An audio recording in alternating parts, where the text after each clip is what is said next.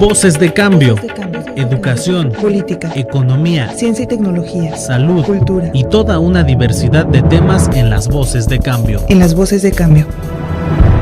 Buenos días, estamos en el programa de las Voces de Cambio y vamos a hablar sobre el proceso electoral que acaba de concluir, y nuestro tema se va a llamar así: la izquierda ante el triunfo de Morena.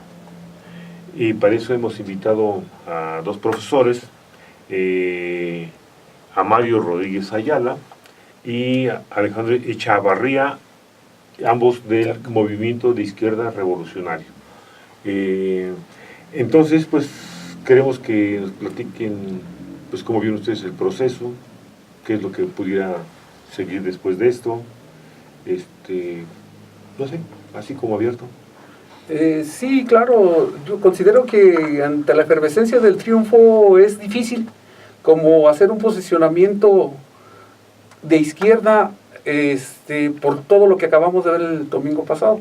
Sin embargo, sí tenemos la percepción de que el triunfo que hoy obtiene Morena con su candidato ahora virtual presidente Andrés Manuel López Obrador, va a ser difícil que nosotros podamos estar pensando que va a cumplir con todas las expectativas que la gente tiene referente a los 50 puntos con los que está pensando que puede hacer la cuarta transformación de México, y que a partir de allí considero si es necesario no bajar la guardia y seguirnos organizando como organizaciones sociales para estar en condiciones de en un momento dado exigir que cumpla lo que en un momento dado prometió en su campaña electoral. Bueno, yo quisiera agregar que, sin lugar a dudas, lo del domingo pasado fue un triunfo popular. Fue la irrupción de las masas hartas de tantos años de neoliberalismo rapaz, atroz, de esta noche larga que hemos vivido desde los gobiernos panistas y que ahora con el regreso del prismo con Peña Nieto. Entonces, sin lugar a dudas, fue algo impresionante, ¿no? Yo creo que no se ha visto pues, ni en décadas esto que ocurrió el domingo, ¿no? De la manera en que salió a las calles la gente, la manera en que se autoorganizó, y eso pues está allí, ¿no? O sea, es algo legítimo, es algo importantísimo, y creo que lo veíamos en la noche, o sea, no habíamos visto cómo se llenaba el Zócalo de manera espontánea, Reforma, ¿no? Avenida Juárez, victoriando al nuevo presidente electo, y esto creo que no se puede menospreciar. Creo que da cuenta de un esfuerzo de años, ¿no? de perseverancia, y pues está allí. Y creo que este mismo elemento también se dio hace 6 años, en menor grado porque no habíamos visto estas privatizaciones como ahora, ¿no? La reforma educativa y sus efectos tan negativos, la reforma energética. Pero hay un elemento que sí queremos mencionar, y es que también se da la posibilidad de que AMLO llegue al poder porque hubo acuerdos con la cúpula empresarial, ¿no? Es decir, se reunió con los grandes magnates, se reunió con las cámaras empresariales, no solo de México, sino de Estados Unidos, de España, para decirles que nada de sus intereses iba a ser tocados.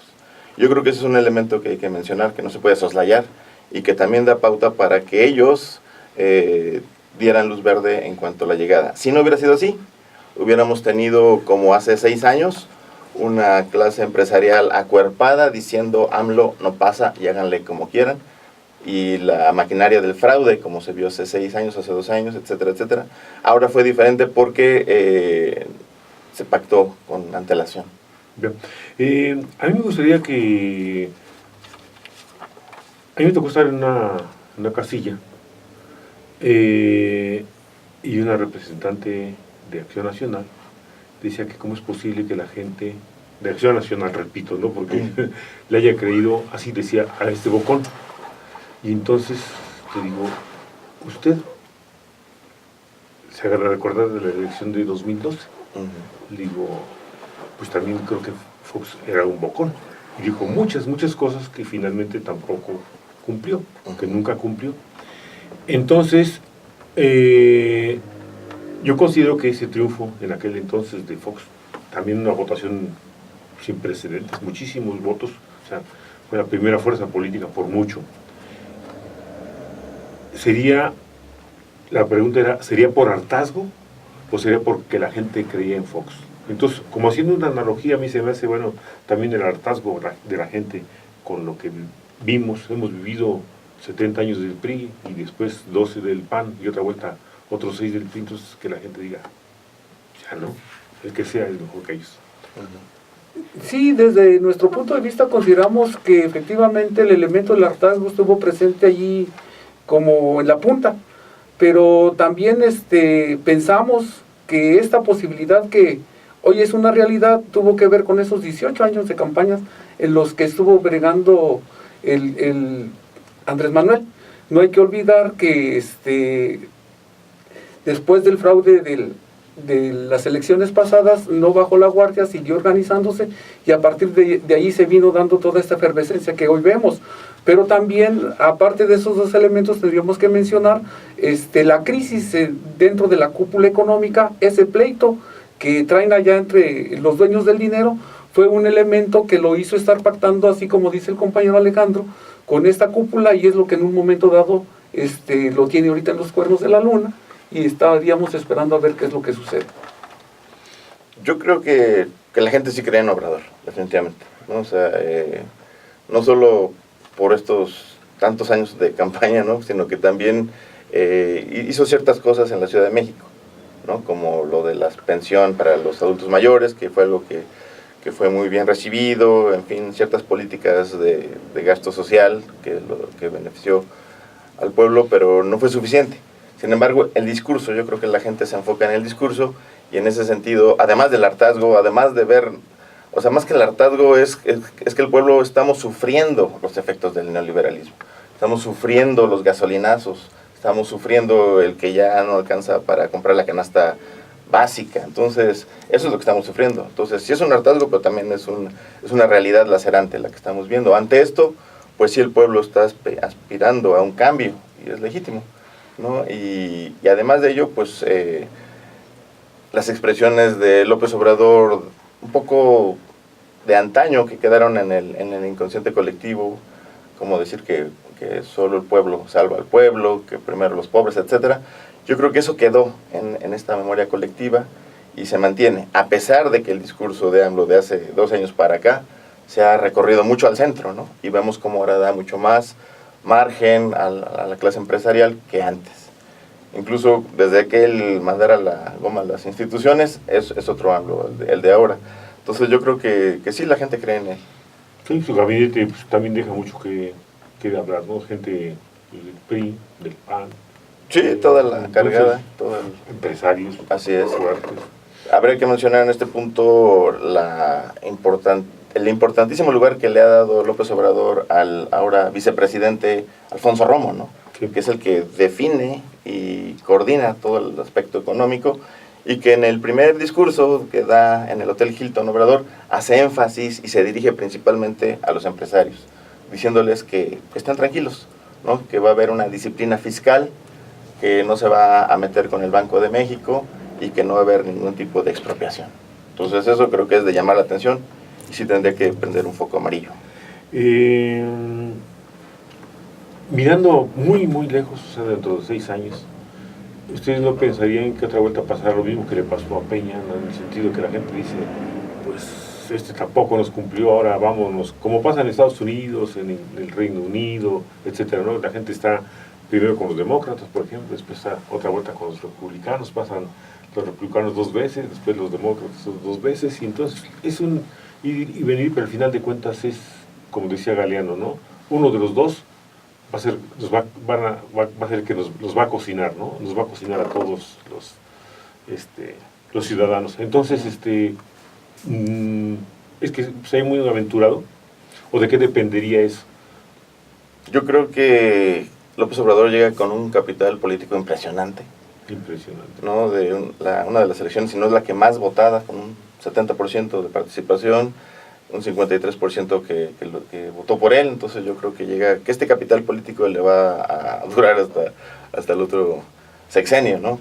Si hace bien las cosas y si trata de cumplir con lo que dijo en la campaña, ¿no? Entonces yo creo que ahí es donde tenemos diferencias, porque creemos que, dadas las circunstancias, le va a ser difícil, ¿no? Por todos los pactos con los que viene amarrado, con los que viene atado. Pero me imagino que va a ser un poco el efecto como en la Ciudad de México, ¿no? Que se vota por el menos peor, y en ese sentido, pues yo creo que la gente va a seguir votando por este proyecto de centro izquierda, que es Morena. La izquierda, que se supone que tiene una visión pues más a largo plazo, no inmediatista, si nos analizamos las condiciones de los trabajadores en los años finales de los 70, principios de los 80, en Europa por lo menos, donde el eurocomunismo estaba en su auge, ¿no? O sea, muchos países estaban a punto de declararse socialistas, ¿no? O comunistas, en el caso de España, Francia, Italia, con un capital importante de trabajadores, etcétera. Y después vienen los empresarios, empiezan a ganar terreno, y entonces hoy los trabajadores europeos y los de todo el mundo están viviendo en condiciones muy, muy terribles, ¿no? Y se habla aquí de que el 60% de la gente gana no más de 3 salarios mínimos en este país, o sea que la gente es pobre, ¿no? 50% pobre. Lo mismo pasa en Europa, es terrible lo que han perdido los trabajadores, pensiones, salud, derechos laborales, educación, derechos laborales, movilidad, etcétera. ¿Cómo ven ustedes eso? Pues nosotros estamos como diciendo que finalmente pudiéramos estar, cuando decimos no bajar la guardia, es intentar seguirnos organizando, aglutinarnos en torno a una plataforma de lucha totalmente anticapitalista, y a partir de ahí empezar a dar la pelea para ir en un primer momento avanzando en las reivindicaciones sociales, y posteriormente ir pensando en qué podemos hacer más para adelante. A mí me parece también que es cierto, comparto esto que dice el profesor Mario, y que además de ello, ante este triunfo popular, no le queda otra alternativa al mismo pueblo que organizarse y exigir que todas esas promesas de campaña se materialicen. Es decir, hay que tener un pueblo, una clase trabajadora movilizada, bien organizada, y creo que eso no lo va a fomentar realmente Obrador. Creo que eso tendrá que ser materia de las organizaciones sociales. Eso tendrá que ser obra de la gente que aspira, que efectivamente, por ejemplo, el caso de los maestros, nuestro sector, él prometió que se va a echar abajo la mal llamada reforma educativa. Entonces tenemos que ser los primeros en estar allí demandando, y por la vía de los hechos, echando abajo la reforma educativa. ¿Cómo? Exigiendo la desaparición del INE, ¿no? Exigiendo que todas estas reformas lesivas, que las evaluaciones punitivas se cancelen, y que se dé paso a una reivindicación del maestro. De igual manera, los trabajadores, las amas de casa, tienen que estar en las calles movilizadas para que todas estas promesas sean cumplidas. Si no, yo creo que va a tardar mucho, o tal vez sería difícil que se lleven a cabo. Entonces yo creo que es importantísimo la participación en este momento de la clase trabajadora organizada y movilizada. ¿Ves? De hecho, a mí, pues es un movimiento de regeneración nacional, no es un partido. De hecho, no hay una cohesión orgánica, no hay estructura. Simplemente llegan, es fulano de tal el que va a coordinar aquí, no hay esa democracia que se acostumbra en muchos partidos, sobre todo de izquierda, ¿no? O sea, un centro que organiza, y se supone que escuchando a sus agremiados.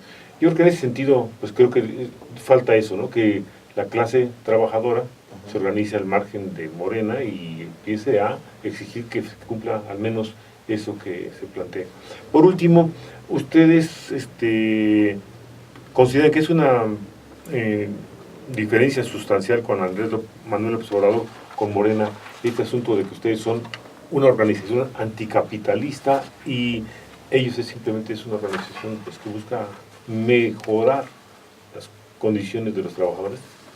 Bueno, pues yo creo que una diferencia así como sustancial tendría que ver con los 3 planteamientos muy principales que nosotros hacemos, que tienen que ver con la cuestión de la anulación del pago de la deuda externa, que tiene que ver con la expropiación de todas las empresas vendidas fraudulentamente durante este periodo neoliberal, y que tiene que ver con la exigencia que tenemos de la abrogación de las reformas estructurales. Pensamos que con estos 3 puntos pudiera estar dando para estar dándole base a todos esos 50 puntos que él piensa que puede hacer. Sería lo que pudiera comentar. Hubo un discurso muy importante en la campaña de López Obrador en Los Reyes, Acaquilpan, en el Estado de México, donde él se refirió a que el problema principal de México no es la explotación que hace la clase empresarial sobre los trabajadores y robarse las ganancias, sino que principalmente está en la corrupción.